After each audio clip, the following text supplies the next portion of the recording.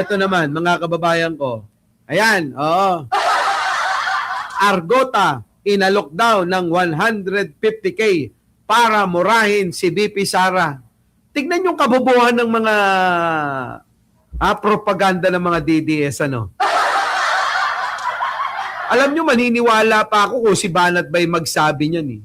Sabi ni Banat Bay, ino-operan ako ng 100,000 para murahin si Sara. Bakit? Buo boses nun eh. Mauunawaan mo eh. Etong ngongo, babayaran nyo 150? Paano magmumura to? Ha? Yung haya! Diba, kailangan pa ng subtitle. Punta babayaran nyo? 150,000? Para murahin si Sara? Tapos yung magmumura, hindi maiintindihan yung sasabihin niya? Sige. Kunyari ako na si Ngongo. Diba? Ano? Payo!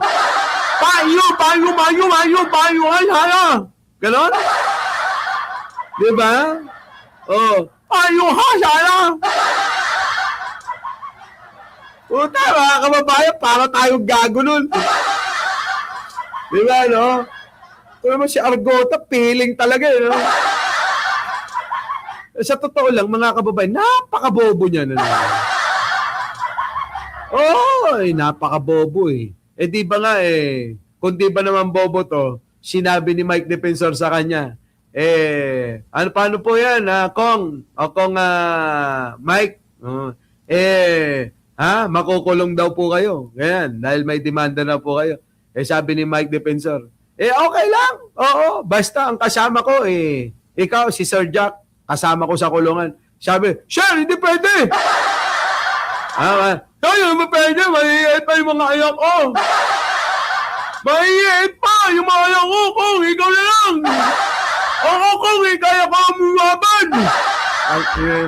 Parang gago, no? Alam nyo, sa total, pag nagsasalita to, kailangan pumokus-focus kayo, Kailangan idikit nyo yung tenga nyo sa speaker, no? Kailangan gaganyan kayo. Ano ba yung sinasabi nito? Tapos ipi-play nyo uli. Tapos i-slow motion nyo. Hindi nyo maiintindihan kung dire-diretso. Tapos babayaran ng magkano? 150K daw para murahin si VP Sara. Putik na yan talaga. Ibang klase, no, mga kababayan, Ibang klase. Sabi nga ni Maribel Sugita, ang dami-dami nilang vlogger, siya pa napili talaga. Di ba, no? Yan. Ewan ko. Ngongo nga ni. Iba no? Iba ang sabi nga dito, sige, basahin nga natin to. Ayon sa isang panayam, kay Jack Argota, isang political vlogger na ngongo, at masugid na taga-suporta ni Sarang Baliw, meron daw tumawag sa kanya at inoperan daw. Kita nyo? Kung sino man ang tumawag, dito sa ngongo na to, isa ka ring bobo. Pipili ka lang yung kapag ka nagmura, may subtitle pa. Hindi ba pwede yung malinaw-linaw? Sabi nga nila, sa dami-dami ng mga vlogger diyan sa kampo ng mga Duterte, abay napili-pili mo pa talaga yung ngongo Ano sabi, Boss Mike? Meron daw tumawag nga daw sa kanya at inoperan o inalok daw siyang babayaran.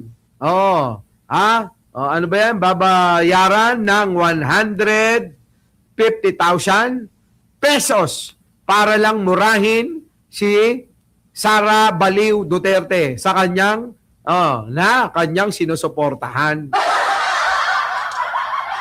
Diyos ko, no? Matindi mga ito. Matindi. Oo. Ang tanong, bakit siya pa ang inalok? Paano ba magmura ang isang Grabe! Oh.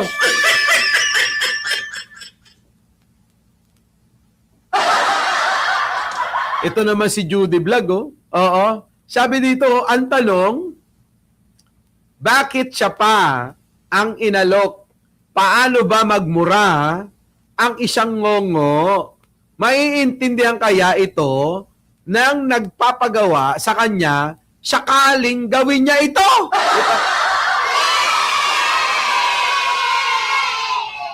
Eh, yun na nga yung sinasabi natin. Di ba mga kababayan? Yun yung sinasabi natin. Eh kahit to siguro si Chess Master hindi maintindihan eh. Di ba? Lalo na si Marvel Abela. Oh, di ba? Si Aymalay ko. Oh, ha? Oh, munganang mo. Oo, ganyan yun ha. Munganang mo.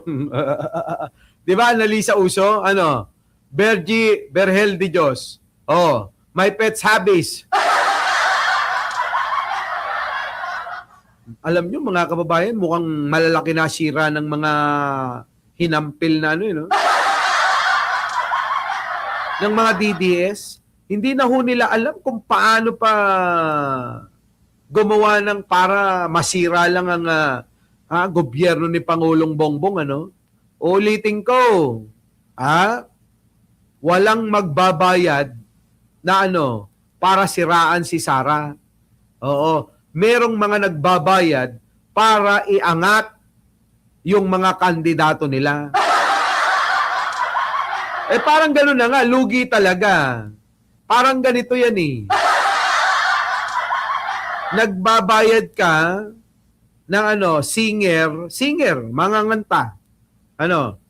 Ha? Nang ang babaho nyo talaga? Ang babaho ng mga DDS, ano? Iniisip ko mga kababayan eh. Ay, nako. Paano kaya bumahing ang isang ngongo? Oh God.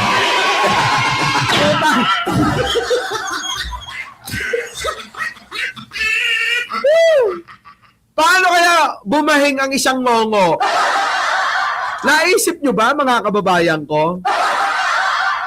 Oh, naisip nyo ba? Paano ba bumahing ang isang ngongo? Pakisagot nyo nga yan at kukuha ko ng tissue. Oh, sagot!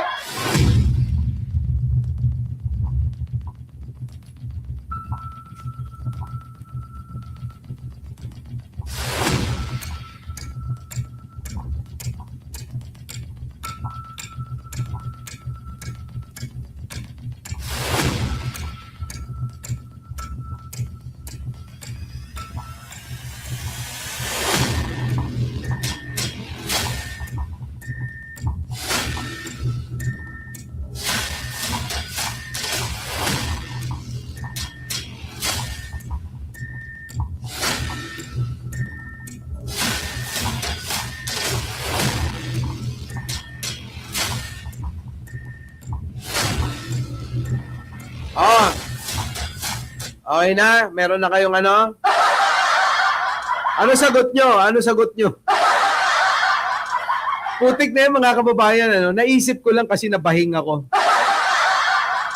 Oh. Meron na. Hashing! Puta sa... Ang tanong ko mga kababayan, saan kaya lumalabas ang sipon ano? Tanong ko lang, hindi ko nga alam kaya ako nagtatanong. Saan lumalabas ang sipon ng ngongo? Sige nga! Oy, pakisagot nga! Saan lumalabas ang sipon ng ngongo?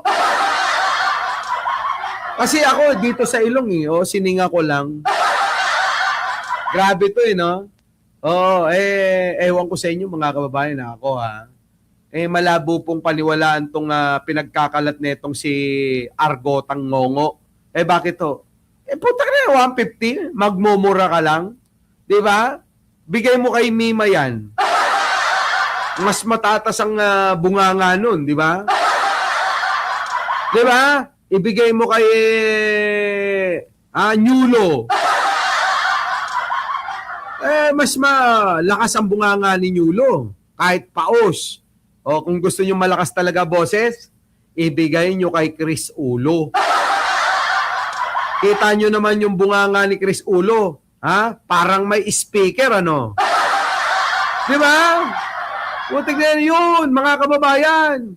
O, mumurahin si Sarah. Ako nga, kahit hindi nyo ako bigyan, mumurahin ko yan. Di ba? Papay, nako. Ewan ko, may bayad pa. Tanginang yan. Kahit walang bayad, mga kababayan, kami mumurahin ko yan.